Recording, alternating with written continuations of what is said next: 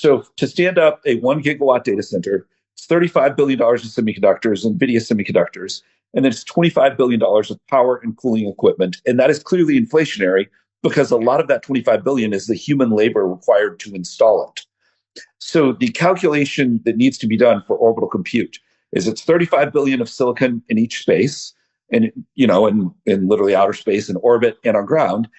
But if you can get the cost of launch significantly below that $25 billion, then the math starts to really math. And when Starship is reusable, it's going to cost $5 billion to put a gigawatt of compute into space. And something that drives me crazy is people picture these Pentagon-sized data centers. No, it's racks in space linked with lasers.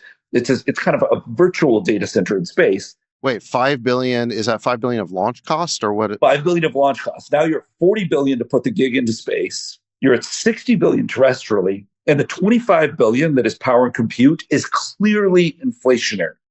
And so it may be that in 3 or 4 years, it's 70 billion versus 40 billion. And that 5, as Starship becomes rapidly reusable, is likely deflationary. So this is the economics that underpin orbital compute from first principles. And then on an ongoing basis, you're maybe paying $1 billion a year for the power to run those chips and cool them.